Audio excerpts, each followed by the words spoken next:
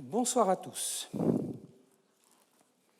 Nous allons ouvrir un dossier explosif aujourd'hui, c'est les révolutions et les religions. Il est explosif pour des raisons que j'indiquerai par la suite et je vais d'ailleurs commencer un petit peu par cela, par les relations complexes, ambiguës peut-être, qu'entretiennent la politique et la religion.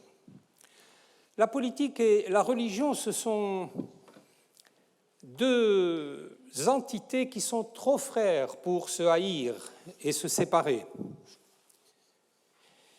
mais trop dissemblables pour cohabiter. Trop frères car tous deux cherchent à capter le corps et l'esprit individuel ainsi que le corps politique pour les soumettre à leurs lois. Mais trop dissemblables parce qu'ils n'appartiennent pas au même monde. L'un promet le bonheur sur la seule terre, l'autre sur la terre et dans le ciel. La politique et la religion, par conséquent, disons-le d'emblée, sont dans une relation de distance et de proximité. Sur la Révolution, chacun d'eux construit son récit particulier. Mais tous les deux produisent des révolutions. Et tous les deux sont produits, ou plutôt toutes les deux, puisqu'il s'agit de la révolution, de la religion et de la politique. Donc, chacune d'elles construit son récit particulier, mais toutes les deux produisent des révolutions et toutes les deux sont produites par des révolutions. Elles sont, à part entière, la cause et l'effet des révolutions. Une religion nouvelle est sans conteste une révolution dans l'histoire spirituelle et morale du monde, et nous le verrons amplement tout à l'heure lorsque nous passerons à l'étude du cas islamique. Les figures prophétiques et les figures sapientiales que nous avons examinées au cours du dernier cours sont porteuses d'ères nouvelles, sont annonciatrices d'ères nouvelles. Mais, sans conteste également, une religion nouvelle constitue un bouleversement de l'ordre politique, dans l'immédiat d'abord et puis à terme. Elle est fondatrice d'un ordre politique naissant ou à naître. Mais une religion nouvelle est triomphante et condamnée à s'installer durablement dans l'histoire, c'est-à-dire à passer du stade révolutionnaire au stade conservateur pour pouvoir persister dans son existence, dans son être. Elle devient, par la nature des choses, et forcément une orthodoxie. Mais en le devenant, et comme tout pouvoir, puisque c'est un phénomène de pouvoir, elle va susciter des phénomènes scissionnistes que, de son point de vue, elle qualifie d'hérésie pour pouvoir mieux contrôler ces phénomènes, les menacer, les juguler ou parfois même les exterminer. Ces hérésies sont en réalité de nouvelles religions dans la religion de l'origine et partant, ce sont donc des révolutions contre l'orthodoxie régnante.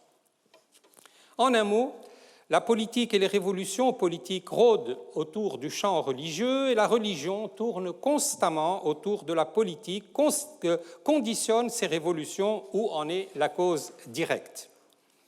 Le paradoxe en ce qui nous concerne et surtout en ce qui concerne les révolutions modernes, le paradoxe, c'est que ces dernières, j'entends les révolutions modernes, entendent libérer les hommes de l'esprit religieux précisément parce que dans les révolutions modernes, l'esprit religieux est considéré comme rétrograde, comme étant la source de l'ignorance, de la superstition, du conservatisme, de l'aliénation, etc. Mais que la religion, d'un autre côté, est vue par la science des révolutions, dont nous avons dit quelques mots la dernière fois, comme l'origine même des révolutions. Par conséquent, une révolution, et surtout les révolutions modernes, elles sont dans une relation très complexe avec les révolutions, puisque d'un côté, elles s'attaquent aux religions, mais d'un autre côté, et comme la plupart des historiens aujourd'hui sont d'accord sur cette question, elles sont elles-mêmes impactées ou influencées par les phénomènes religieux. Pour des gens comme Tocqueville, Thomas Paine, Bergson, Raymond Aron, Martin Malia, Charles Tilly, Harold Berman, Valentine Zuber, Stephen Kalbert, dont je reparlerai tout à l'heure, la révolution religieuse est la source des grandes révolutions occidentales, y compris la Révolution française. Marcel Gauchet, dans son livre qui s'intitule « La révolution des droits de l'homme », écrit ceci, je le cite. « Au commencement est la révolution religieuse du XVIe siècle. » Il entend par là au commencement de la Révolution française, n'est-ce pas? Au commencement est la révolution religieuse du XVIe siècle. Elle déracine dans son principe la médiation spirituelle et temporelle. Elle substitue à l'imbrication hiérarchique du ciel et de la terre assurée par l'Église et par le roi la séparation des deux règnes. La relation à un Dieu tout autre n'exige plus de passer par un intermédiaire. Elle demande à l'inverse l'acte de foi d'une conscience autonome. L'acte de foi d'une conscience autonome. Fin de la citation. Les choses sont donc claires. Tous les auteurs que j'ai cités, les plus grands, les auteurs des révolutions, les spécialisés, les historiens professionnels des révolutions, sont d'accord avec cette idée. Et en effet, à partir du XVIe siècle, l'éthique médiévale d'un monde immuable et hiérarchique est en train de se dissoudre, finit par se dissoudre. Les révolutions religieuses en Bohême, avec Jean Hus, très important dans la révolution en Bohême, la révolution hussite, mais par voie de conséquence sur le protestantisme lui-même et donc sur les révolutions modernes. Car le protestantisme est évidemment, que ce soit en Hollande, en Angleterre, aux États-Unis ou en France, la source nourricière des idées révolutionnaires. Donc ces révolutions religieuses en Bohême avec Jean Hus, en Allemagne avec Luther, aux Pays-Bas et en Angleterre avec le calvinisme et en particulier le calvinisme radical des puritains cromwelliens, vont ouvrir la voie à l'avènement révolutionnaire de la démocratie. 1789 vient clôturer ce cycle avec la naissance de l'individualisme, l'élaboration du concept de citoyen, l'émergence de la liberté moderne. Les hérésies religieuses qui ont été la source de révolutions européennes remontent d'ailleurs loin dans l'histoire. Martin Malia les fait remonter à la révolution hussite. C'est vrai parce que la révolution hussite a secoué l'Europe, a secoué le Saint-Empire romain germanique d'une manière très lourde, d'une manière pesante. Mais en vérité, les hérésies religieuses dans l'histoire du christianisme et par rapport au catholicisme remontent très loin dans l'histoire. Ils remontent, à mon avis, à Arnaud de Brescia, au XIIe siècle, qui fut l'un des premiers à critiquer non seulement la corruption de l'Église, mais également le pouvoir temporel des papes. Autrement dit, les premières contestations des pouvoirs temporels du pape, et même d'ailleurs des pouvoirs spirituels, pas uniquement temporels, a commencé à être critiquées au XIIe siècle. Ça remonte très loin. Et ce Arnaud de Brescia a été excommunié en juillet 1148. Il a été excommunié tout simplement parce que les autorités, qu'elles soient ecclésiastiques ou temporelles, savent que les hérésies religieuses sont accompagnées de soulèvements politiques, populaires ou nobiliaires, les deux, ou les deux en même temps d'ailleurs, soit l'un, soit l'autre, soit les deux en même temps, soit des révolutions nobiliaires, soit des révolutions populaires, et elles expriment en général une lassitude, soit de l'élite intellectuelle, philosophique, religieuse, vis-à-vis du principe d'autorité, soit le mécontentement ou la colère du peuple. Donc, la révolution hussite et ses conséquences, par exemple le soulèvement taborite, qui est la branche radicale du mouvement hussite, ont eu un grand impact sur l'Europe parce qu'ils ont certes été vaincus à Lipanie en mai 1433, mais malgré cette défaite, en fait, n'est qu'apparente. Et ça arrive très, très souvent dans l'histoire des religions et des révolutions.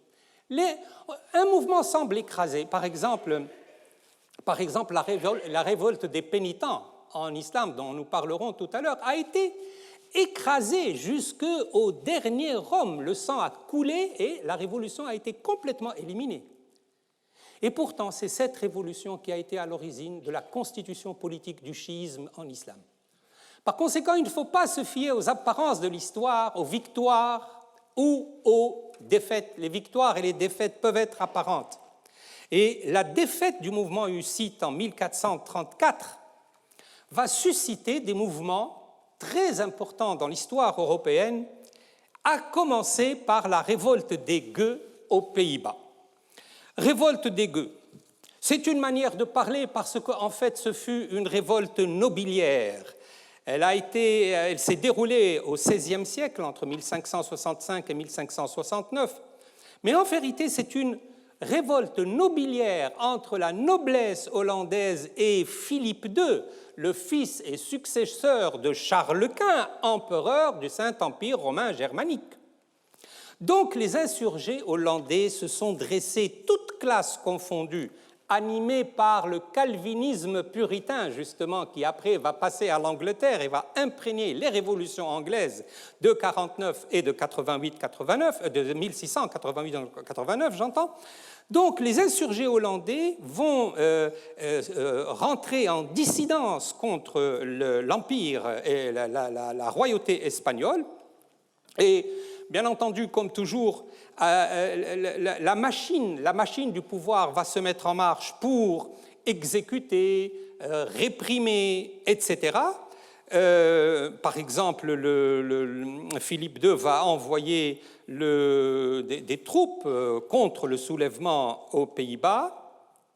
Il va envoyer à la régente à Bruxelles, il va lui envoyer ce qu'on appelle les lettres de Ségovie, par lesquelles il refuse le pardon, justement, il refuse la tolérance aux puritains calvinistes hollandais. Il répond à la révolte par une répression, mais alors une répression sans faille, ce qui va provoquer évidemment une accélération du mouvement de révolte. Et ces événements, en plus, vont se dérouler dans un climat économique de disette, de montée des prix. Ça se passe toujours comme ça, les choses vont ensemble, la montée des prix, la disette, la faim, la révolte contre le pouvoir, la dictature, etc. Et en 1567, Philippe II va avoir la mauvaise idée d'envoyer aux Pays-Bas une armée commandée par le duc d'Albe, qui est un catholique fanatique, absolument fanatique, qui va procéder à une répression systématique de l'insurrection hollandaise, ce qui va, bien entendu, déclencher ce qu'on appelle la révolte des Gueux. Ce sont les Gueux eux-mêmes qui ont utilisé l'expression parce qu'un noble représentant l'Empire espagnol a dit « Oh, ce ne sont que des Gueux », en parlant de l'insurrection hollandaise dans laquelle il y avait des nobles. Et alors les nobles ont pris, par dérision, ont pris les mots, et de manière de dire à l'empereur « Vous allez voir ce que c'est que les Gueux. Oui, nous sommes les Gueux. » D'ailleurs, ils ont organisé une manifestation avec des habits des habits de gueux pour montrer que les paroles ne servent à rien et que leur détermination était là. Je passe les détails. L'affaire se termine mal pour l'Espagne et pour l'Empire parce que Philippe II fut déchu, il fut déchu par les États généraux le 26 juillet 1581 par l'acte de La Haye. La révolution hollandaise venait donc de réussir et ça va déclencher un mouvement sans fin, c'est-à-dire la guerre des 80 ans, pour finir, et c'est ça le plus important, pour finir par la constitution d'une république qui est la République des Provinces-Unies, l'une des premières, peut-être la première en Europe moderne, la République des Provinces-Unies en 1585. Ils déclarent leur indépendance, le roi et l'Espagne, le roi d'Espagne et l'empereur du Saint-Empire romain germanique n'a plus d'autorité sur toute la Hollande parce qu'il y a un certain nombre de provinces, les Provinces-Unies justement, qui se sont détachées de l'Empire espagnol et juridiquement, cette indépendance ne sera reconnue que par le traité de Münster en 1648, beaucoup plus tard. Mais en tout cas, ce fut une victoire à la fois du puritanisme et de l'idée de république et de tolérance. Voilà les trois idées fondamentales que la Hollande a inventées pour les futures révolutions européennes. La République, un roi est déchu par les représentants du peuple. Il s'agit ici de l'Empire espagnol et du roi d'Espagne. Deuxièmement, la République est proclamée, donc l'idée de République va suivre son chemin. Et vous savez que Cromwell, en Angleterre, va fonder une république qu'il appelle Commonwealth et dont il va devenir le Lord protecteur. Et surtout, le plus important, me semble-t-il, c'est la réclamation contre le pouvoir politique de la tolérance religieuse qui, une fois qu'elle a été imposée par les Hollandais, ne quittera plus le territoire européen. Et le mécanisme par lequel tout cela arrive est le suivant. Ça, c'est encore un point de convergence entre l'islam et l'Europe. C'est le retour au texte de l'origine. Les protestants, les calvinistes, les anabaptistes disent au pape « Qui t'a fait roi ? Est-ce que c'est le Christ ? Il n'y a rien dans les évangiles. Vous êtes un usurpateur. » Ça ne se dit pas comme ça à ce moment-là, hein, pas encore. Mais ça va se dire après, ça va se dire avec ce langage extrêmement virulent d'un Luther, par exemple. Luther, lui, n'hésitera pas. Chez Luther, ça devient de l'insulte, carrément.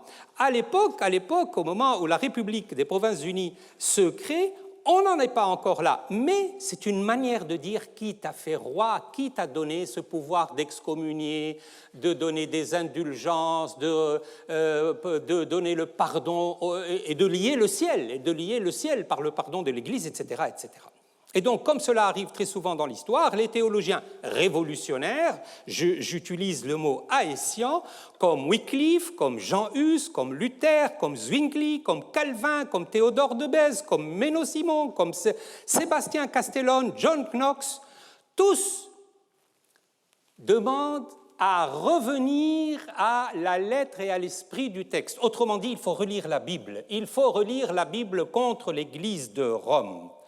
Et les critiques qui sont adressées à l'Église touchent d'abord le dogme. Les protestants ne sont pas d'accord avec le dogme proprement dit, et notamment les affaires d'Eucharistie et la présence du Christ au cours de l'Eucharistie, par exemple. C'est un problème qui ne nous intéresse pas ici sur le plan de la philosophie politique. Mais sur le plan qui nous intéresse, les protestants, les calvinistes, tous d'une même voix, reprochent à l'Église une attitude moralement scandaleuse à propos, par exemple, de la simonie.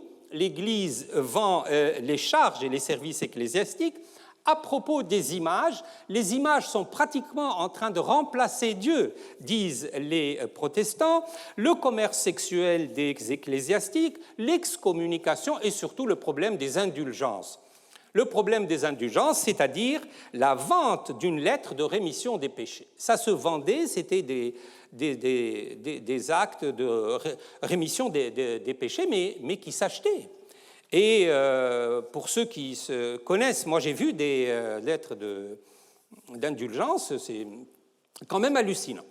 Par conséquent, Jean Hus à Prague s'attaque avec l'aide de Jérôme de Prague, qui était un ami à Jean Hus, s'attaque donc à l'Église romaine, mais pas seulement à l'Église romaine. Donc il attaque tous, comme Wycliffe d'ailleurs, comme Wycliffe qui est le précurseur de la réforme anglaise. Il s'attaque à la hiérarchie ecclésiastique, au pouvoir de l'Église, il revient à la seule Écriture sainte, il remet en cause la transsubstantiation, etc., etc., mais il remet également en cause, dans le même sillage, le pouvoir de l'empereur et le pouvoir des royautés déléguées au sein du Saint-Empire romain germanique. Évidemment, lorsque Jean Hus et Jérôme de Prague rendent publiques leurs idées, la réponse des autorités, de l'Église romaine et de l'autorité temporelle, c'est de les déclarer hérétiques tout d'abord, de les condamner, mais de les condamner à une peine extrêmement sévère qui est d'être brûlés vifs, et c'est ainsi que Jean Hus et Jérôme de Prague sont tous les deux excommuniés, exécutés est condamné au bûcher, tandis que Wycliffe, lui, il est excommunié, et un historien a dit, et je pense qu'il a raison, il a dit « Cette exécution va déclencher une révolution avant les révolutions ». L'exécution de Wycliffe et l'exécution l'exécution de Jérôme de Prague et l'exécution de Jean Hus est la première des révolutions européennes, parce que ça ne va plus s'arrêter. Les Hussites vont investir la Bohême, vont brûler les églises catholiques, vont procéder à ce qu'on appelle la furie iconoclaste. La furie iconoclaste, ils vont s'en prendre aux images. Bien entendu, il va y avoir en réaction des croisades contre les Hussites. Les historiens appellent cela des croisades. Il y avait des croisades en Orient pour Jérusalem, mais il y avait des croisades en terre européenne contre les Hussites. Et donc, ma conclusion, c'est qu'à partir du XVe siècle et le mouvement hussite, se trouve amorcée la grande discorde entre l'Église catholique et le protestantisme qui secoura l'Europe au XVIe siècle. Donc vous voyez que les choses remontent plus loin. La révolution religieuse, c'est vrai qu'elle est consacrée, qu'elle explose au XVIe siècle, mais elle a des racines qui remontent beaucoup plus loin. Et donc, la Hollande est touchée en premier lieu, et je vous rappelle, j'y insiste parce que, à mon avis, c'est des idées très, très importantes. Il faut retenir les trois idées essentielles, n'est-ce pas? La République, la liberté, la tolérance. La République, la tolérance religieuse et la liberté. Ce sont des idées qui vont faire leur chemin par la suite, et en particulier en Angleterre, à l'expérience de laquelle nous allons maintenant dire un mot. Le conflit entre le catholicisme et le protestantisme toucha l'Angleterre en même temps que le reste de l'Europe. Et c'est dû à la volonté et à la politique d'un roi qui est un roi très controversé, qui est Henri VIII d'Angleterre, qui, dans un premier temps, il s'est comporté réellement en catholique parce qu'il a condamné les thèses de Luther. Henri VIII a commencé par être un bon catholique, et le pape lui a même décerné le titre de défenseur de la foi, défensor fidei, qui lui a été décerné par le pape Léon X. C'est par la suite que ce roi catholique va se transformer par suite de raisons personnelles, tenant à son désir de faire annuler son mariage quand même, qui était le mariage avec la reine Catherine d'Aragon, c'est-à-dire une parente de Charles Quint, et le pape ne voulait pas tellement déplaire à l'empereur, au Saint-Empire romain germanique. Par conséquent, Henri VIII va entrer en dissidence contre la papauté qui a refusé l'annulation de son mariage. Il va faire annuler son mariage par un tribunal qui se tiendra, une cour spéciale qui se tiendra à Londres. Mais surtout, ce qui nous intéresse, c'est que de tout ça, il va faire voter l'acte de suprématie. L'acte de suprématie qui fait du roi d'Angleterre le chef de l'Église d'Angleterre. Et c'est comme ça que se constitue l'anglicanisme. Et alors, il y a une attaque frontale contre l'Église catholique, les monastères sont confisqués, les biens sont confisqués, il y a même des attaques physiques, des incendies, etc. L'opposition à la volonté royale est extrêmement réprimée, et l'une des grandes victimes de cette répression royale fut Thomas More, n'est-ce pas, que nous avons rencontré plusieurs fois déjà au cours de ce cours, le fameux auteur de Utopia. Thomas Cromwell est également victime. Thomas Cromwell, faites attention, il ne s'agit pas ici d'Olivier Cromwell, mais de Thomas Cromwell, qui également a été exécuté pour avoir contrevenu à la volonté du roi d'Angleterre, Henri VIII. Par conséquent, la réforme anglaise a commencé par un schisme provoqué par le tempérament excessif du roi d'Angleterre et par ces histoires ou ces aventures, disons, politico-amoureuses. En fait, il s'agit de ça. Henri VIII, c'est vraiment des aventures politico-amoureuses, et la conséquence, c'est qu'on va voir en Angleterre une étatisation de l'Église. En fait, quand on analyse la situation, de quoi s'agit-il? Il s'agit d'une étatisation de l'Église. Or, l'étatisation de l'Église est le premier mouvement vers la laïcité. L'étatisation d'une Église et le principe cuius regio et jus religio, c'est le premier pas vers la laïcité. Mais la constitution de l'Église d'Angleterre ne va pas résoudre les conflits religieux, parce que la constitution de l'Église d'Angleterre va provoquer à son tour une révolte des puritains, des calvinistes anglais et les puritains calvinistes qui vont prendre la relève des catholiques en se révoltant contre l'Église d'Angleterre. Je passe les détails sur les livres saints ou les traductions de la Bible qui sont imposées dans les églises et que les calvinistes refusent autant que les catholiques. La conséquence de tout cela, c'est que la politique religieuse d'Henri VIII et de ses successeurs va avoir pour conséquence que les calvinistes vont fuir. Et où vont-ils aller, ces puritains? Où vont-ils aller? Eh bien, ils vont aller aux États-Unis. Ils vont aller aux États-Unis, et c'est un phénomène que Tocqueville a parfaitement compris et analysé.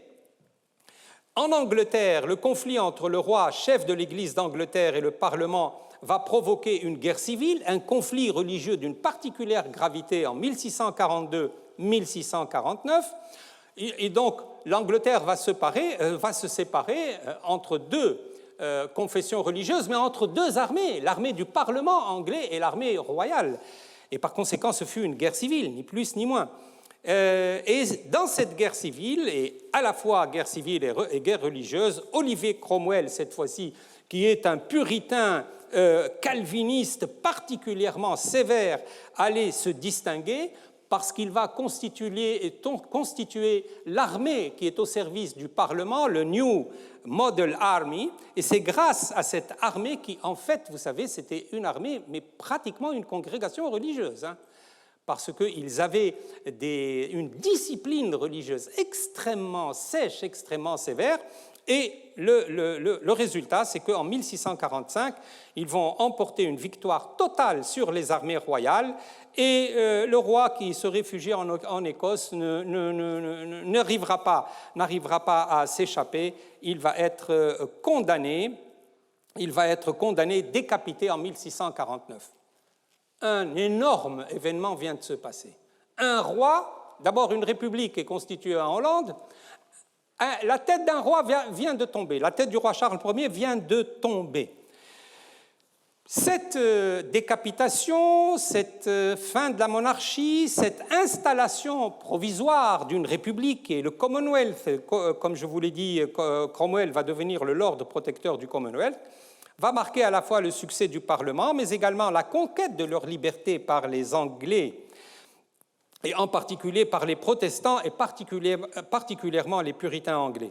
La liberté de conscience, n'est-ce pas? Il y a la chute de la monarchie, la création de la République, mais l'affirmation de la liberté de conscience. Et cette liberté de conscience, en Angleterre, elle va prendre les formes de lois extrêmement importantes que nous continuons aujourd'hui à étudier dans les facultés de droit du monde entier, parce qu'ils sont les générateurs de la nouvelle philosophie politique moderne en Europe, mais dans le monde entier. Ce sont, je les cite, l'acte d'habeas corpus en mai 1679, le Bill of Rights du 13 février 1689 et l'acte de tolérance du 24 mai 1689. Vous voyez, là, nous sommes dans la Glorious Revolution, celle de 1688-1689, et l'édiction de ces grands textes qui constitueront, pas seulement pour l'Angleterre, mais pour l'Angleterre et pour les États-Unis directement, mais pour le reste du monde comme source intellectuelle d'inspiration, parce que ces textes sont importants pour le monde entier. Et, en tout cas, ce que je voudrais dire, c'est que dans l'édiction de ces textes, le rôle du protestantisme a été extrêmement important. Nous retrouvons ce puritanisme calviniste aux États-Unis. Nous le retrouvons aux États-Unis et C'est un phénomène qui a été étudié par Tocqueville, qui a dit que les calvinistes puritains anglais se sont arrachés aux douceurs de leur patrie pour obéir à un besoin purement intellectuel en s'exposant aux misères inévitables de l'exil. Ils voulaient faire triompher une idée. Et ils voulaient faire triompher leur liberté de croyance. Le puritanisme, donc, n'est pas seulement une doctrine religieuse, il se confond en plusieurs points avec les théories démocratiques et républicaines les plus absolues. Et là, je dois, à propos de Tocqueville et du puritanisme dans la Révolution américaine, évoquer un auteur américain qui s'appelle Stephen Kahlberg, qui a repris la thèse de Max Weber dans l'éthique protestante et l'esprit du capitalisme. Vous savez que Max Weber disait, il a été très critiqué pour cela, mais enfin, la thèse de Max Weber, elle est très connue. L'éthique du travail, du Beruf allemand, l'éthique du travail à la gloire de Dieu est une idée fondamentale chez Luther. Et Luther avait également une idée très précise de la prédestination. L'homme est prédestiné, il ne dispose d'aucune liberté. Par conséquent, Dieu accorde sa grâce d'une manière absolument souveraine sans rendre de compte. Il peut punir les hommes de bien et les femmes de bien. Il peut maudire et envoyer en enfer les malfaisants. Sa liberté est totale. Et par conséquent, les protestants, animés par cette idée de la prédestination, veulent être des élus, veulent faire partie de cette humanité que Dieu va élire. Et ils vont être élus grâce à quoi? Grâce à leur travail, grâce au beruf, grâce à leur réussite dans la vie, grâce à leur réussite économique. D'où, dit Max Weber, l'esprit protestant a directement participé à l'esprit du capitalisme. Et Kahlberg, alors, va renverser la méthode de Max Weber en disant, en fait, non. Par conséquent, Kahlberg, il fait partie de ceux qui ont critiqué. Max Weber. Il dit non. L'esprit de l'éthique protestante n'a rien à voir avec la montée du capitalisme. Le capitalisme précédait le protestantisme. Le capitalisme revient déjà au Moyen-Âge, aux communes bourgeoises, etc., etc. Rien à voir. Donc, M. Weber s'est trompé. Il y a des auteurs qui ont montré que l'éthique protestante n'était pas différente du confucianisme et que, par conséquent, pourquoi pas, c'est le confucianisme qui serait l'origine du développement du capitalisme au Japon, par exemple. Quant à moi, personnellement, je peux vous le dire, j'ai toujours été frappé par la ressemblance entre les thèses luthériennes de la prédestination, de la volonté entièrement souveraine de Dieu, de l'élection également, de la théorie de l'élection. J'ai toujours été frappé par la ressemblance de Luther avec la philosophie qui domine le monde musulman, qui est la philosophie ash'arite, justement, de la prédestination. Et pourtant, ça n'a pas provoqué de révolution dans le monde musulman. Bon, donc, Stephen Kahlberg, qu'est-ce qu'il dit? Il dit, bon, la thèse de Weber ne marche pas dans le domaine économique. En revanche, Weber aurait raison sur le plan des idées politiques. L'éthique protestante et l'éthique calviniste qui a vécu en Angleterre, qui a été réprimée en Angleterre et qui s'est ensuite exportée vers les colonies anglaises américaines, est réellement l'origine de la démocratie américaine. L'origine de la démocratie américaine. Tout ce que les Américains ont ensuite conçu dans leur révolution indépendantiste et dans l'élaboration de leur constitution dans les différentes colonies, américaines indépendantes, c'est vraiment l'esprit du protestantisme, l'esprit du calvinisme. Et donc, Stephen Kahlberg fait en quelque sorte la transition entre Tocqueville de la démocratie en Amérique, Tocqueville c'est sa thèse centrale, à l'éthique protestante et l'esprit de la démocratie. C'est comme ça que son livre a été traduit en français. En réalité, ce n'est pas tout à fait le titre anglais. Dans le titre anglais, c'est la recherche de l'esprit démocratique américain. En passant par Max Weber. Et donc, c'est pour vous dire que même si les méthodes d'analyse des problèmes ne sont pas les mêmes, tout le monde est d'accord. Tout le monde est d'accord, le protestantisme, dans sa version luthérienne plus tard, mais dans sa version calviniste première, en Hollande, en Angleterre et aux États-Unis, a été la source des grandes révolutions, les révolutions anglaises, la révolution américaine et même la Révolution française. Et la Révolution française, j'y viens. Quand on parle de la Révolution française, c'est un champ de bataille qui est ouvert tout de suite. Parce que, justement, la Révolution française, elle est venue, en apparence, mettre fin à la domination de l'Église. Elle a consacré une idée qui était la fin de l'Église, c'est fini.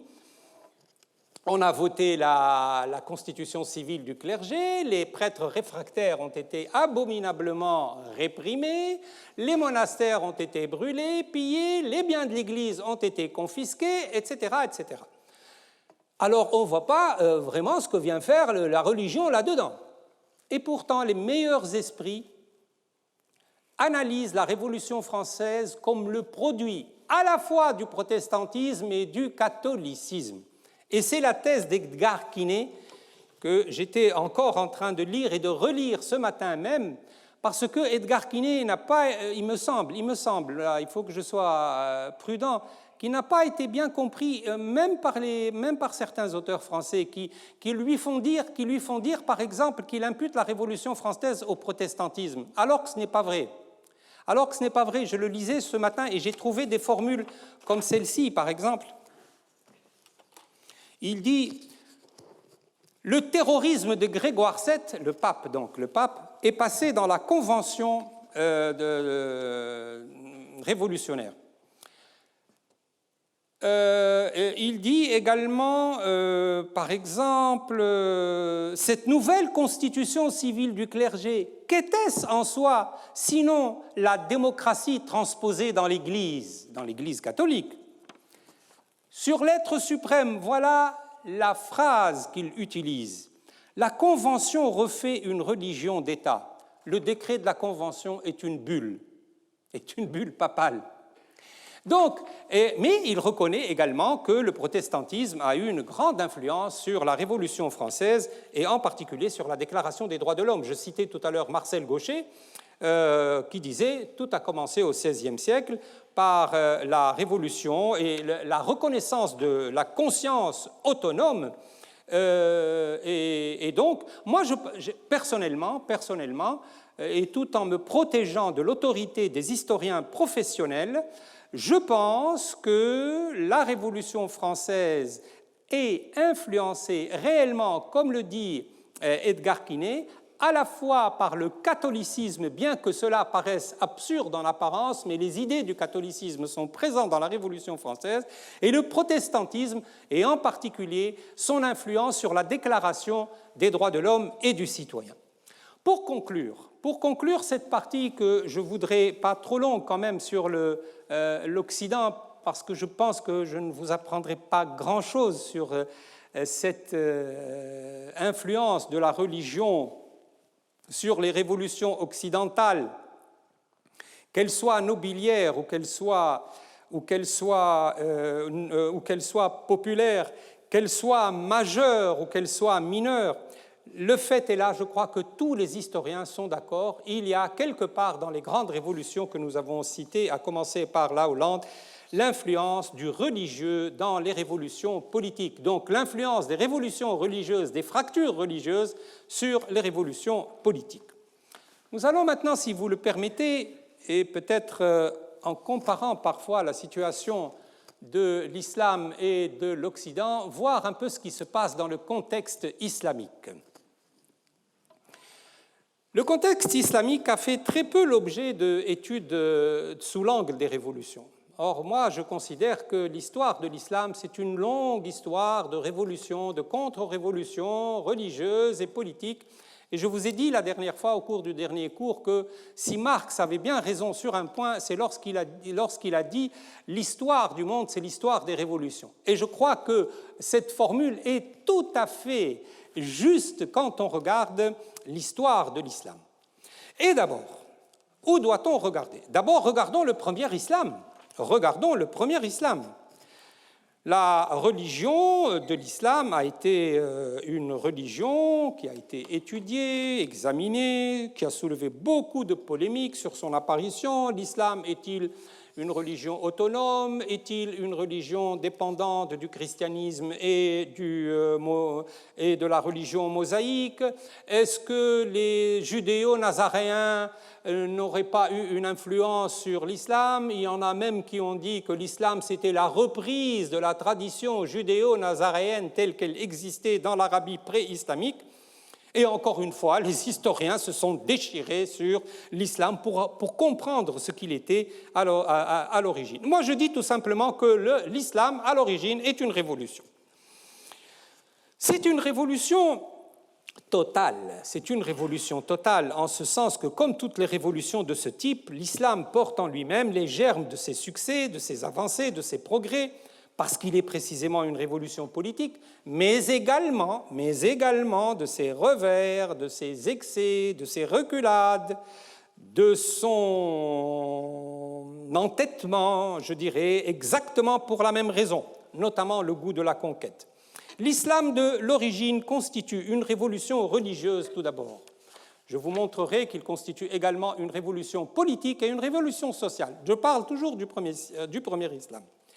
Une révolution religieuse, quoi qu'en disent ceux qui prétendent que l'islam ne serait qu'un développement de l'ébionisme ou un développement d'un groupe judéo-chrétien nazaréen, qu'importe tout cela. Ce qui est certain, c'est que l'islam ne nie pas la présence du judaïsme et du christianisme dans sa substance. Il le reconnaît, il le dit, il le déclare dans le Coran. Le Coran est plein de Moïse et plein du Christ, mais plein du Christ et de Moïse, mais compris à la manière islamique. C'est-à-dire que l'islam dit qu'il y a eu un détournement des textes de l'Évangile. Il reconnaît que l'Évangile et la Torah, c'est la loi de Dieu, et qu'il y a eu une déformation de ces textes divins par les adeptes des deux religions. Mais ce n'est pas seulement par rapport au christianisme et au judaïsme que l'islam était une révolution. Je crois que si l'islam est une révolution, c'est par rapport au polythéisme, c'est par rapport au paganisme, par rapport à l'adoration des idoles qui viennent remplacer des dieux. C'est en cela que l'islam constitue une véritable révolution religieuse. C'est lorsqu'il dit que les croyances païennes ne sont que des asatir al-awwalin, ça veut dire des légendes des premiers hommes, des légendes, et uniquement des légendes qui sont colportées en Mésopotamie et qui descendent vers l'Arabie. Donc l'islam se pose comme une religion révolutionnaire, non pas tellement par rapport au christianisme et au judaïsme dont il reprend le message, qu'on le veuille ou pas, mais par rapport au paganisme qu'il associe à la barbarie, à l'ignorance, à la vie naturelle, dépourvue de religion authentique, dépourvue de loi, dépourvue de sens de l'éthique.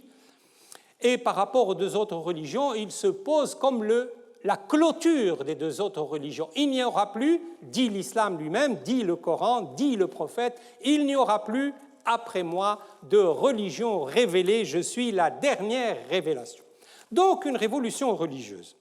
Mais cette révolution religieuse est doublée d'une révolution politique en ce sens que l'islam, avec la vie du prophète, en reprenant le thème du conducteur de peuple qui existe pour Moïse dans l'Ancien Testament, et par une rupture avec le christianisme, car je vous l'ai déjà dit, sur le plan de la philosophie politique, je m'excuse de me répéter, mais c'est une idée qui me tient à cœur, sur le plan de la philosophie politique, non pas du tout de la théologie ou des dogmes. Il y aurait, à mon avis, une tradition judéo-islamique plutôt qu'une tradition judéo-chrétienne, parce que l'islam reprend le modèle mosaïque, le conducteur du peuple, n'est-ce pas, la figure du conducteur de peuple, celui qui crée un peuple, celui qui instaure un nouveau peuple, même si Moïse, comme nous l'avons vu, ne crée pas une nouvelle religion, il institue un peuple en la sauvant des corvées pharaoniques. Et donc, l'islam, c'est la même chose. Il institue à Médine, peut-être pas un État théocratique, et Jacqueline Chaby a peut-être raison sur ce point, il faudrait être prudent. Peut-être pas un État au sens propre du terme, mais en tout cas une entité politique nouvelle, fédérative, qui joue l'arbitre entre les différentes tribus. Jacqueline Chaby insiste énormément sur la contexture tribale de cette première communauté islamique et je suis prêt à partager son point de vue, mais j'ajoute quand même que c'est une révolution politique dans la mesure où elle détruit cette structure tribale en quelque sorte, elle en dépend, mais elle la détruit puisqu'elle crée une confédération de tribus dont le prophète devient le juge-arbitre. Peut-être pas le chef de l'État, mais le juge-arbitre. Et c'est au nom de cette entité nouvelle qu'il va un petit peu nettoyer le terrain médinois, en particulier en excluant et en exterminant les trois tribus juives qui se trouvaient là-bas, et surtout en entamant des conquêtes militaires qu'on appelle fath en arabe, des ouvertures. Vous voyez, les conquêtes du prophète sont appelées des ouvertures, et je cite l'exemple des conquêtes de Al-Abwa, Bouat, Uhud, Al-Khandaq, Al-Ahzab, Khaybar, Hunayn, etc., etc. Donc ici, nous avons, comme Moïse, nous avons, comme dans le modèle mosaïque, nous avons un homme qui reçoit la loi de Dieu, qui l'entend, qui la voit, qui la sent, parfois en état de veille, parfois en état de somnolence. Il la récite devant ses adeptes l'apprennent par cœur. Le Coran est appris par cœur jusqu'aujourd'hui par presque tous les musulmans du monde, pas tous, mais enfin, nous avons été astreints à cette discipline dès l'enfance, n'est-ce pas? L'apprentissage du Coran, c'est sacré. Les plus faibles dans cet apprentissage, dans ce jeu de mémoire, ce sont des gens qui connaissent au moins 10 sourates du Coran pour pouvoir faire leur prière. Bref, nous avons un législateur qui reçoit la loi, nous avons un juge, un arbitre entre les tribus, et cette entité nouvelle, donc, c'est une révolution, j'allais presque dire une révolution constitutionnelle, donc une révolution politique. Révolution sociale. Alors, sur ce plan également, le premier islam, je pense que c'est une religion qui s'attaque aux tribus, aux pratiques tribales les plus violentes à l'égard de la moralité universelle, en quelque sorte. C'est ainsi que, par exemple, parmi les premières réformes de l'islam, c'est mettre fin à cette coutume horrible qui consistait à enterrer les petites filles vivantes parce qu'on voulait des garçons et que les petites filles vivantes, ça faisait des bouches à nourrir dans un univers extrêmement vulnérable et précaire, et que donc il fallait enterrer vivantes les filles. Il mettra fin à cette pratique, il régulera d'une manière très stricte les relations sexuelles, développera une législation très sévère, extrêmement sévère à l'égard des relations sexuelles hors mariage, et il pose surtout des principes éthiques à l'égard de l'orphelin, du déshérité, du mendiant, du voyageur, mais également à l'égard des riches, afin que la communauté ne soit pas une cité plutocratique. Il y a un verset dans le Coran qui dit « pour que cette communauté ne soit pas une communauté enfermée sur ses riches. Il ne faut pas que la cité islamique soit une cité plutocratique. Il faudrait que le déshérité, l'orphelin, la veuve, etc., le mendiant, le voyageur puissent s'y retrouver. » Et là encore, moi, je ne veux pas, si vous voulez, m'aventurer dans des terrains très glissants. Je me couvre ici de l'autorité d'un grand historien de l'islam qui est encore une fois Marshall Hodgson, je crois que je l'ai cité plusieurs fois, et qui dit dans son histoire encyclopédique de l'islam, que l'islam n'est rien d'autre qu'une lutte contre une oligarchie gouvernante, celle de Quraysh.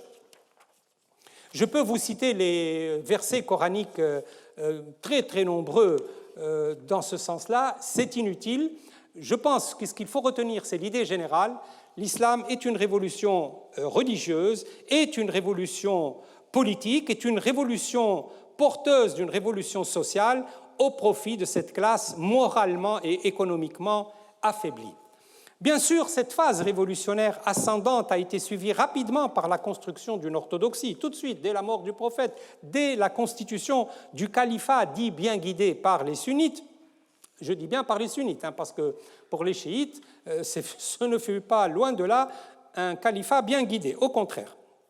Mais disons que l'orthodoxie va se constituer lentement à partir de la mort du prophète, puis surtout à partir de la constitution de la dynastie omeyyade, le premier empire omeyyade, qui ne fut pas très long dans l'histoire, c'est à peu près 90 ans, mais surtout par la suite par la constitution, alors là, oui, vraiment, d'un empire au sens le plus fort du terme, qui fera contrepoids à l'empire byzantin et aux grands empires de l'époque.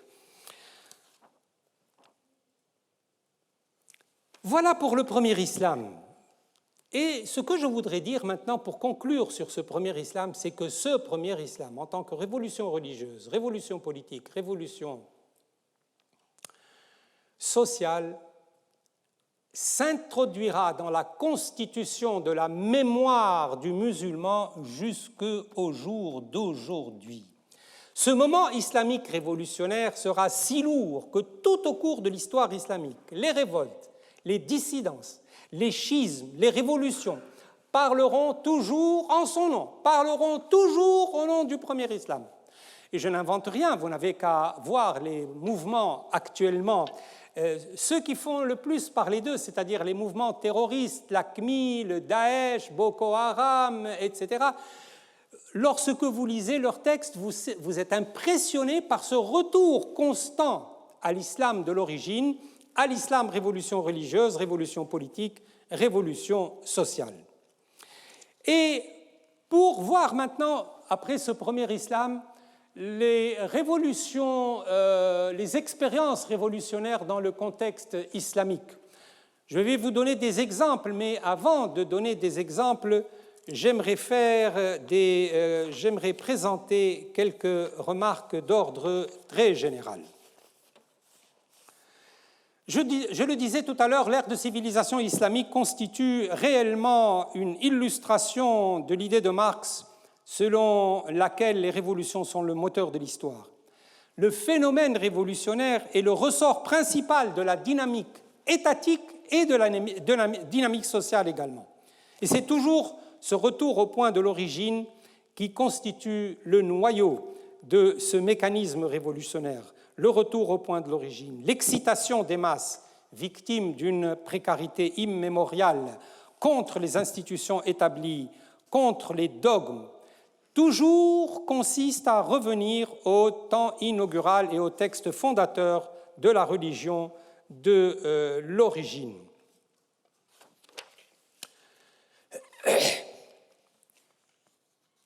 Comme en Europe, les hérésies religieuses comme celle des Kharijites ou de certains Mu'tazilites, de certaines sectes chiites ou des mouvements sociaux soufis, les soufis ont joué un rôle révolutionnaire immense dans l'histoire du monde musulman. J'y reviendrai.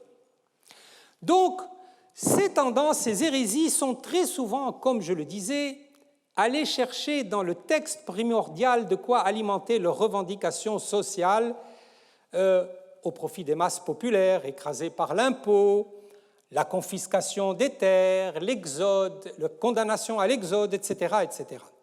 Et c'est au nom d'un principe inscrit dans le texte primordial, le Coran, celui de la dignité, al-karama, qui a été utilisé plusieurs fois dans le Coran, que les révolutions bougeront pour revendiquer, pour les déshériter, le droit à la dignité. Et la dignité a été le thème central de la révolution tunisienne en 2010-2011. Mais Les révolutionnaires dans le monde islamique ont également dégagé des principes libéraux contre le despotisme. Très souvent, les révolutions ont été des révolutions sociales, qu'elles soient mystiques ou autres, mais également des révolutions politiques, et la plupart sont des révolutions antidictatoriales, contre le pouvoir tyrannique. À telle enseigne que certaines sectes, notamment chez les kharijites, ont présenté des thèses anarchisantes jusqu'à aller à admettre le tyrannicide, la mort du tyran, n'est-ce pas, l'exécution du tyran. La religion a été vue par Ibn Khaldoun comme le moteur de la vie de l'État, de la formation des États, du développement de l'État et de la chute de l'État. Le facteur religieux est l'un des éléments constitutifs essentiels de l'esprit de corps, al-Asabiyya, qui anime les révolutions dynastiques chez Ibn Khaldoun. Et ce que nous allons observer, ça c'est une remarque générale qui sera illustrée par les différents exemples que je vous présenterai tout à l'heure, le facteur religieux et le facteur politique vont jouer ensemble à travers l'incarnation de deux personnes dans les révolutions politico-religieuses. Un guide spirituel, le premier, un guide spirituel d'essence mystique, un Mahdi, on appelle ça un Mahdi, c'est-à-dire un guide rédempteur, un guide attendu, le Mahdi, qui est rédempteur, qui est thaumaturge, qui va renouveler le monde de l'esprit, mais à côté de lui, toujours un politique, un homme politique, la plupart du temps, un génie militaire. Et donc, dans la plupart des révolutions, disons dans plusieurs révolutions dans le monde musulman, nous avons ces deux personnages qui jouent ensemble, qui animent le jeu politique et religieux, la main dans la main. Qu'il s'agisse de la révolution abbasside, de la révolution fatimide, de la révolution nizarite, celle des Almoravides, celle des aspirants, Thawrat al-Mouridine, celle des Almohades ou des cités kharijites, suffrites telles que Sijel Messa, ou de l'épopée de Ousmane Dan Fodio. Dans tous ces cas, l'esprit religieux constitue le cercle idéologique dans lequel s'insère le phénomène révolutionnaire. Par conséquent, le mahdisme en constitue la pièce centrale, mais à côté de cette personne politique, de cette personne spirituelle, de ce Mahdi, il y a toujours un homme d'action génial, un homme d'action, la plupart du temps un génie militaire. La deuxième remarque que je voulais faire d'ordre général, c'est la suivante. Elle est importante. Les révolutions religieuses dans leur variété ne sont pas déconnectées du réel ou du matériel éco-social, économique et social. Ces révolutions, il ne faut pas croire que ce sont des combats d'idées. Il ne faut pas croire que ce sont des combats d'idées pour la beauté des idées.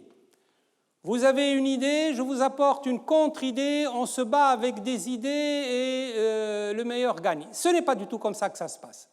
Les révolutions dans le monde musulman, malgré la présence du religieux omniprésente, malgré la présence du langage religieux, malgré la présence des symboles religieux, des souvenirs religieux, des textes religieux, a pour la soutenir et pour l'animer un terrain anthropologique, socio-anthropologique. Je vous donne un exemple. La philosophie unitarienne chez Hallej ou chez Badr el-Din, par exemple, le cheikh Badr el-Din, qui a initié des révolutions dans l'Empire ottoman jusqu'à quasiment le menacer, jusqu'à menacer l'Empire ottoman. Le panthéisme chez Badr el-Din, le panthéisme chez Hallej. Il ne faut pas croire que même si nous sommes attirés par la beauté mystique, la force littéraire de la poésie, n'est-ce pas, ça donne l'ivresse, la poésie d'Ibn Arabi, de Hallej ou de Badr el-Din donne l'ivresse, c'est des passions littéraires. Mais il ne faut pas croire, parce que nous sommes sous le coup de l'ivresse, que l'ivresse est en train de jouer au niveau des idées. Non, derrière elle, sous elle, ce qui la sous-tend, c'est des besoins.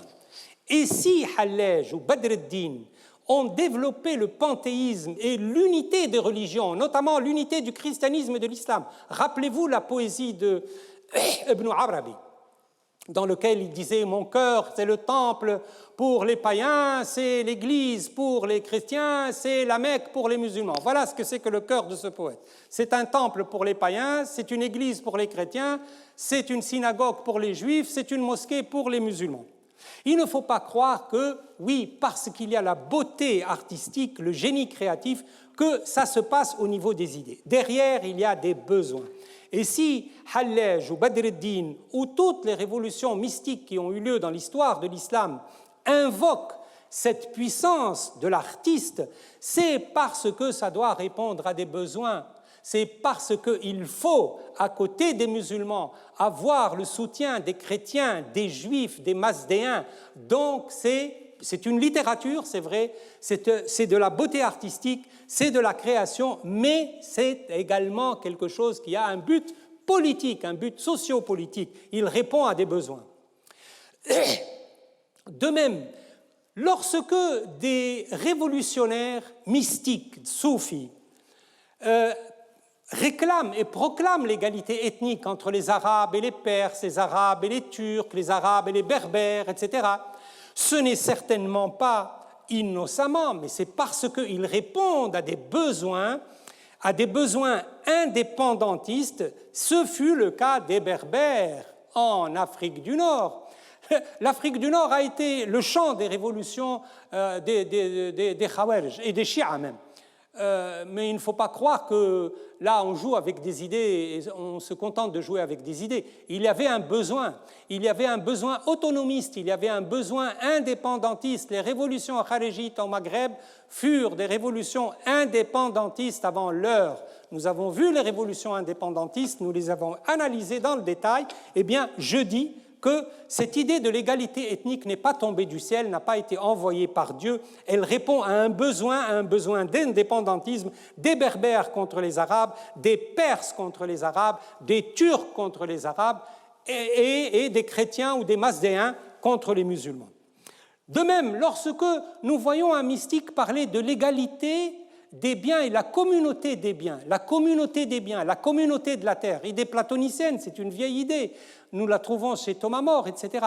Ne croyez pas non plus que c'est une idée qui est uniquement inventée pour la justice pure, pour la pure justice, pour la beauté morale du geste. Elle est invoquée parce qu'elle répond à des besoins beaucoup plus précis, les besoins des paysans contre l'inégalité, mais surtout, contre la pression fiscale. L'intolérable dans l'histoire des États islamiques, c'est la pression fiscale, et en particulier la pression fiscale contre les paysans. Par conséquent, ce ne sont pas des idées qui luttent dans leur sphère, mais des idées en confrontation avec la vie réelle des humains.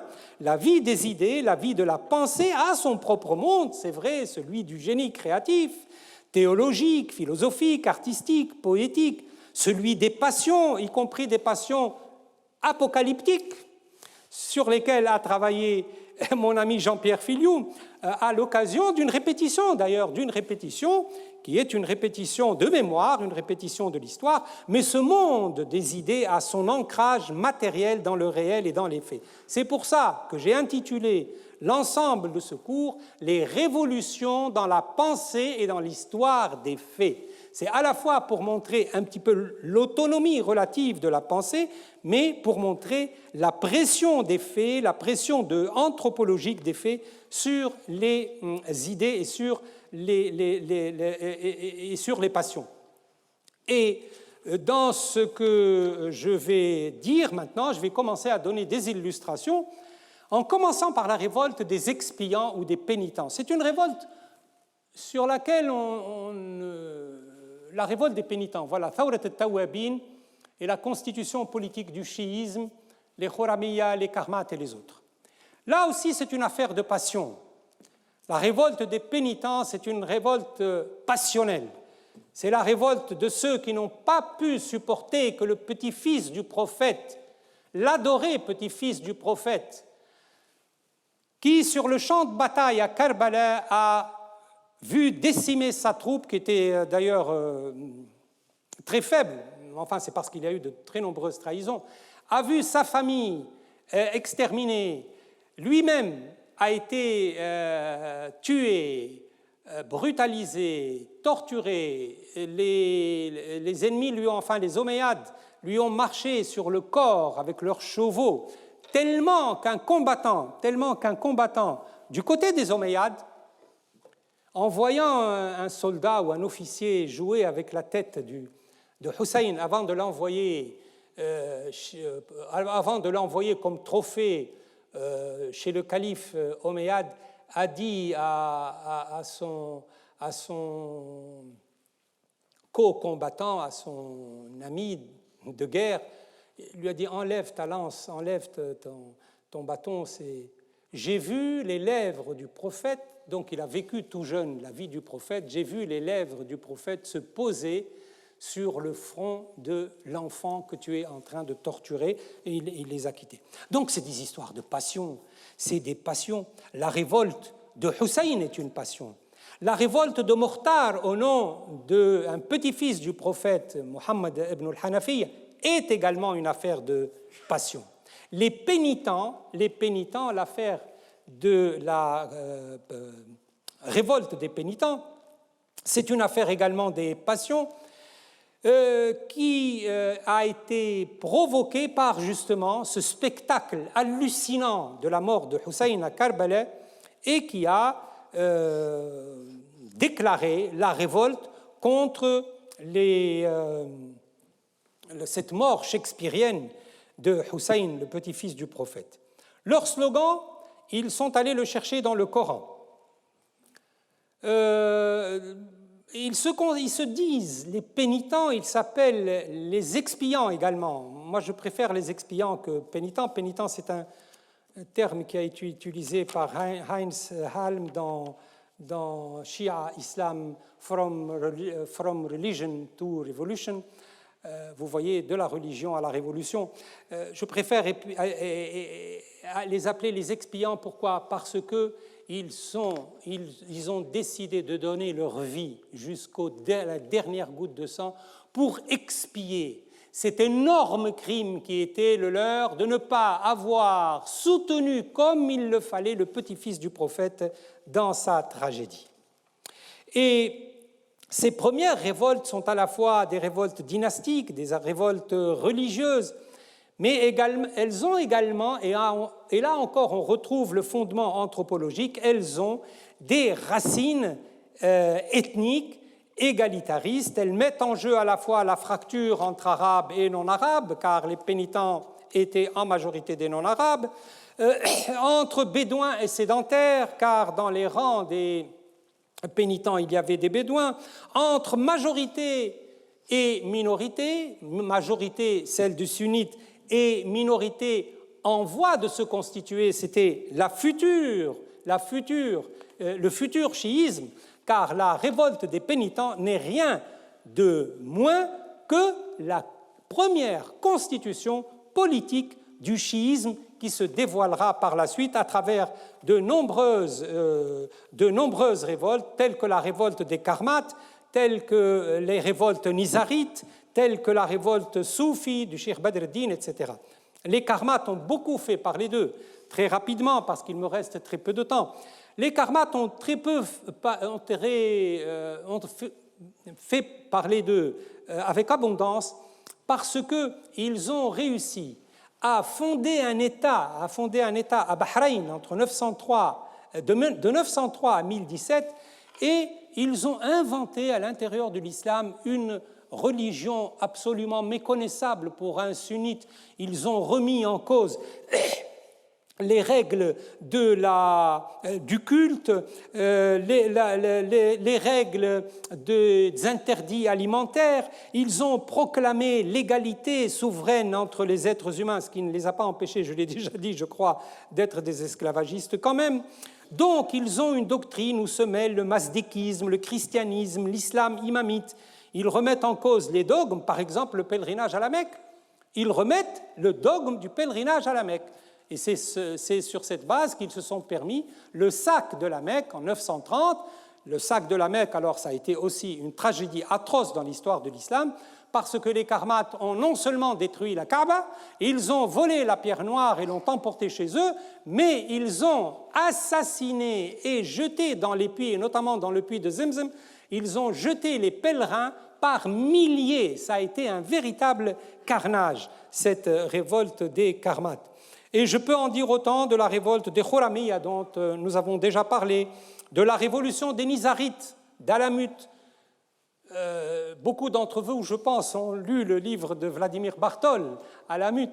Bon, c'est très romancé, évidemment, c'est très romancé. Mais les Nizarites, c'est également une révolte qui a été conduite par Hassan al-Sabbah contre le gouvernement seldjoukide de Nizam el-Mulk, le grand chancelier seldjoukide des sultans Alp Arslan, le héros de la bataille de Manzikert contre les chrétiens, puis son fils Malik Shah. Donc, cette révolte, c'est une révolte quasiment terroriste, c'est presque de terrorisme avant l'heure. Les Nizarites, Hassan al-Sabbah, se sont installés dans une forteresse en haut de la montagne, c'est pour ça que leur chef était appelé l'homme de la montagne, le vieux de la montagne. Et Marco Polo a donné une description tout à fait légendaire de cette révolte de Alamut. Mais en tout cas, ce que l'on sait, historiquement parlant, c'est établi, c'est qu'ils se sont installés sur des forteresses, toujours en haut des montagnes, en Perse et ailleurs, d'ailleurs pas seulement en Perse, et qu'ils ont organisé une véritable entreprise terroriste parce que les forces étant inégales, ils se sont mêlés à la population pour procéder à des assassinats ciblés, et il paraît, mais tous les historiens ne sont pas d'accord là-dessus, qu'ils auraient été les auteurs de l'assassinat du grand Nizam el-Mulk, le chancelier seldjoukide, puisqu'ils ont réussi à l'assassiner en octobre 1092. Mais je vous répète, les historiens ne sont pas tous d'accord sur cette version des faits. Alors là encore, nous retrouvons les mêmes thèmes, le communisme, la répartition des richesses, la répartition égale des terres, la communauté des terres. Nous retrouvons la justice, nous retrouvons l'invention de nouvelles règles de culte, l'invention de nouvelles règles de prière, etc., etc. Tout cela répond à des besoins, comme je le disais tout à l'heure. Donc les Karmates, les Khuramiya, j'ai mis les autres parce qu'ils sont très nombreux et que je n'ai pas le temps de les évoquer en détail. Mais ce sont des révolutions donc théo-socio-politiques. Ce sont des révolutions qu'on peut qualifier de théo-socio-politiques, qui ont un but religieux. Ils inventent une nouvelle religion à l'intérieur de la religion de l'origine, mais ils apportent également un renversement politique, ils pratiquent l'action politique et ils promettent le paradis sur terre en ce qui concerne l'égalité des biens et surtout la réduction de la pression fiscale. Le problème fiscal est d'une importance capitale, je l'ai retrouvé dans toutes les lignes que j'ai pu lire sur l'histoire de révolution en islam. Je passe maintenant à une nouvelle série de révolutions qui sont les révolutions autonomistes, et en particulier au Maghreb, avec les révolutions kharijites qui ont été très nombreuses. Et je vais les citer très rapidement parce qu'il faut que je termine dans le quart d'heure. D'abord, la grande révolte soufrite berbère entre 739 et 742. Là, les Berbères ont accepté l'idéologie kharijite. Pourquoi? Ce n'est pas, encore une fois, pour la beauté des idées. C'est parce que les kharijites sont venus leur dire il n'y a pas d'inégalité raciale entre les Arabes et les non-Arabes, vous êtes nos frères. Alors que les Omeyyades se comportaient réellement comme une aristocratie dominante, une aristocratie qui considérait les Berbères un peu comme quasiment des sauvages. Ça, c'est d'un. Vous êtes nos égaux, vous êtes nos frères. Deuxièmement, nous vous promettons la justice fiscale, parce que les paysans berbères, que ce soit dans les montagnes ou dans les plaines, étaient surtaxés par le gouvernement omeyyade, de la Tunisie jusqu'au Maghreb. Et du temps des Aghlabides, par exemple, nous savons que les pressions avaient subi, les paysans avaient subi cette pression fiscale intolérable et avaient fini par se rebeller contre les Aghlabides eux-mêmes, et c'est comme ça que le chiisme également a été accepté. Alors nous retrouvons dans ces révolutions autonomistes, dans ces révolutions indépendantistes avant l'heure, cette tentation de l'égalité raciale, mais également de l'égalité sociale. Et nous avons vu donc ces tribus se constituer en État et leurs chefs, comme Humayd Zenneti par exemple, prendre le titre de commandeur des croyants. Vous vous rendez compte ? Vous vous rendez compte, je ne sais pas si vous imaginez l'époque. Nous sommes en pleine expansion, en pleine conquête de l'Afrique du Nord, en pleine conquête de l'Ifriqiya. D'ailleurs, les Arabes, les historiens arabes parlent de l'Ifriqiya. Donc les Arabes viennent, leurs armées ont des difficultés énormes à conquérir l'Afrique du Nord. Ils y laissent de l'argent, ils y laissent du sang. Et s'ils le font, c'est au nom d'un principe, c'est au nom d'une idée, c'est l'idée de l'Ummah, c'est le souvenir de Muhammad, c'est l'ouverture au sens spirituel du terme, c'est la conquête au sens spirituel du terme. Or, ils ont des tribus qui se fédèrent, les Berbères, et qui déclarent leur chef commandeur des croyants. On ne pouvait pas imaginer une provocation plus grande que celle-ci. Je peux vous citer également la révolte des Barghouata au Maroc, sous la direction de Taraf el-Madri, qui a constitué un État dans la région de Tamesna, et c'est un État qui dura de 744 à 1058. L'État Barghouata a duré de 744 de l'ère chrétienne à 1058. Ce qui est intéressant ici, c'est que dans l'autonomisme et dans l'esprit indépendantiste, nous avons vu l'extrême ici, puisque nous avons vu chez les Berbères, Barghouata, la constitution d'un Coran berbère en langue berbère. Vous savez que la langue quand même constitue un élément d'identité essentiel pour les nations, pour les peuples, pour les communautés. Là, nous sommes en pays berbère.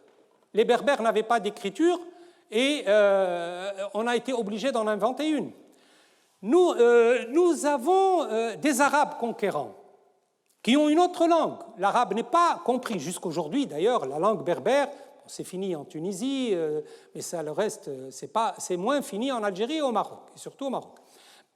Donc, ce sont deux langues différentes, ce sont deux races différentes, il y a un conquérant, il y a un conquis. Que voulez-vous que soit la réaction du conquis face au conquérant? Il faut qu'il invente quelque chose. Ils ont tout inventé, ils ont inventé les fédérations politiques, ils ont inventé la lutte armée, ils ont inventé des États, mais ce qui est tout à fait inattendu, c'est qu'ils ont inventé un Coran. Ils ont inventé un Coran parce que nous avons eu des Corans berbères, le Coran de Saleh et le Coran de Hamim. Alors, le Coran de Salah est mieux connu parce que les historiens en parlaient. On n'a pas de texte, on n'a pas de texte, il n'est pas resté de traces de ce Coran, mais on sait que c'est un Coran qui contient 80 sourates en langue berbère. Chaque sourate porte le titre d'un prophète, d'un animal ou d'un récit biblique. Et il alla plus loin, n'est-ce pas? D'abord, il s'est donné le titre de Salih al-Mu'minin, le titre de commandeur des croyants, mais déformé, c'est à la manière berbère. Il modifia les prières, il les augmenta d'ailleurs, parce que normalement c'est 5 prières dans la journée, lui il a mis 5 prières de plus dans la nuit. Je ne sais pas comment il pouvait dormir. Pour faire 5 prières entre minuit et 5 heures du matin, il fallait être en état de veille. En tout cas, voilà, ils ont décidé qu'une nouvelle religion indépendantiste allait voir le jour et la création du Coran berbère fait partie de leur projet. La même chose s'est répétée avec les tribus Roumera et Hamim. Alors, comme ça, la Hamim est également s'est donné comme prophète, puisqu'il va faire un Coran. il a décidé qu'il était un prophète, il réduisit les prières à 2. Alors lui, il est allé dans le sens contraire. Salih a multiplié les prières par 2 et Hamim les a divisées. Une prière pour le matin, une prière pour le soir. Il a modifié les règles du jeûne, il a modifié les règles alimentaires. Par exemple, ils ont estimé que les œufs étaient interdits à la consommation. Les œufs ne pouvaient pas être consommés. Je ne sais pas pourquoi. Il faudrait que je demande à un historien spécialiste de cette période, mais ils ont aussi décidé quelque chose qui est assez amusant, c'est que le porc étant interdit de consommation par l'ensemble de l'islam, ils ont décidé quand même que le porc mâle était interdit, mais que la truie, la femelle du porc, pouvait être consommée. Bon, je ne sais pas pour quelle raison. À côté de ces... Donc, nous avons vu des révolutions sociopolitiques. Nous avons vu ces révolutions qui ont un aspect indépendantiste. Mais maintenant, il faut voir les révolutions qui ont un effet dans la constitution de l'État lui-même. La constitution de l'État, pas n'importe quel État, pas les États de la dimension de Sijil Messa ou des États ou des Émirats kharijites au Maghreb, mais des États impériaux comme la révolution abbasside, comme le fut la révolution abbasside, comme ce fut le cas des Fatimides, comme ce fut le cas des Almoravides, comme ce fut le cas des Almohades. À chaque fois, j'ai tous les détails sur toutes ces révolutions, mais malheureusement, je n'aurai pas le temps de les développer. Je vais en choisir une, la révolution des Almohades, juste une, parce qu'elle est la plus importante et peut-être la plus durable dans les esprits actuels. La constitution de l'État almohade, de l'empire almohade, n'est-ce pas, a été une très grande aventure. Elle a été précédée d'abord de la révolution des aspirants, Fawrat al-Mouridine. Fawrat al-Mouridine, c'est une révolution dont parle Ibn Khaldoun et qui a préparé le terrain à la révolution almohade et à la constitution de l'État almohade. Ce qu'il y a de frappant dans l'histoire des Almohades, c'est qu'ils répondent totalement à l'idéologie révolutionnaire. D'abord, nous retrouvons la dualité fonctionnelle entre un prédicateur et un homme d'action politique, un guerrier. Nous la retrouvons. Mais ce n'est pas ça le plus important. Le plus important, c'est que nous avons dans la révolution almohade un livre révolutionnaire qui s'intitule « A'azzu ma yutlab » et qui présente pratiquement le projet révolutionnaire des Almohades. Les Almohades ont conçu un projet révolutionnaire. Lorsque nous lisons A'azzu ma yutlab, qui a été écrit par l'imam Ibn Tumart, le fondateur révolutionnaire de la dynastie almohade, nous sommes frappés par le ton révolutionnaire qu'il utilise. Par exemple, il appelle les populations soumises aux Almoravides à pratiquer la désobéissance civile. C'est une idée moderne. Pratiquer la désobéissance civile, ne plus répondre aux ordres de l'État almoravide. Il s'est constitué en véritable parti, un petit peu sur le modèle, enfin c'est plutôt lui qui a servi de modèle, des partis communistes, un parti d'élite qui entoure l'imam et qui définit sa politique. Mais la discussion serait trop longue sur les Almoravides, sur Osman Danfodio par exemple, et la révolution du Sokoto.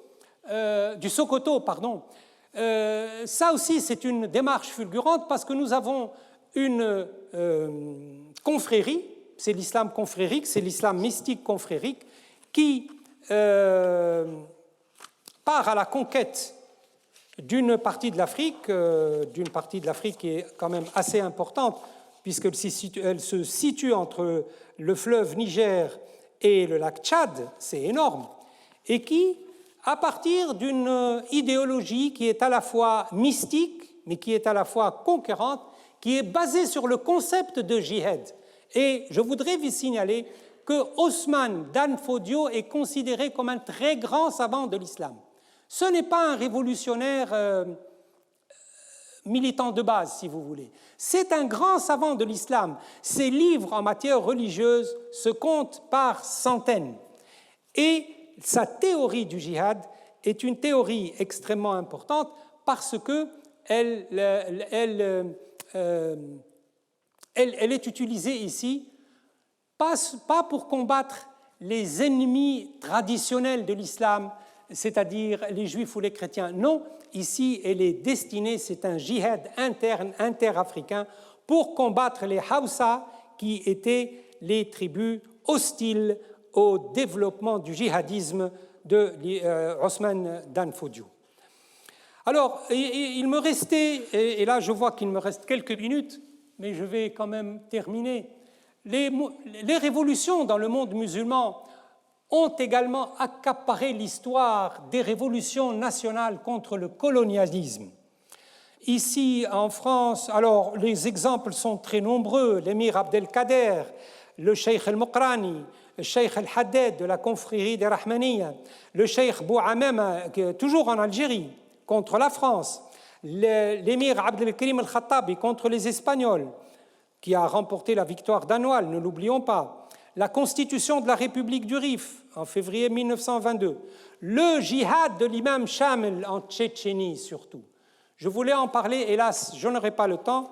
L'imam Shamil est un Mahdi également, qui dans le Caucase a réussi à rassembler toutes les tribus vivant dans la montagne, dans le grand froid, et à organiser une révolte plutôt, parce qu'il n'a pas réussi à constituer un État, contre les armées russes qui envahissaient le Caucase. Et sur cette révolution du Caucase, Léon Tolstoï a laissé un très beau roman qui s'appelle Hadji Omar. Il était jeune soldat. Tolstoï, à ce moment-là, était soldat dans l'armée russe. Et donc, il est allé avec l'armée russe pour conquérir le Caucase.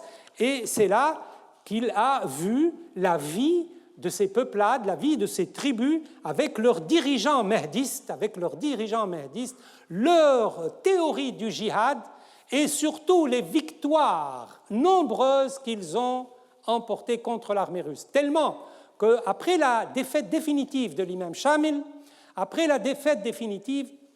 il a eu droit à la reconnaissance et à l'admiration des grands généraux russes qui l'ont invité à Saint-Pétersbourg, où il a été reçu par le tsar Alexandre II. Pourquoi ? Parce qu'il symbolisait la dernière résistance à la Russie, tout simplement. Les Russes étaient contents de montrer le dernier résistant à leur conquête. Ça y est, le Caucase maintenant est terminé, on n'en parle plus. Voilà le dernier résistant.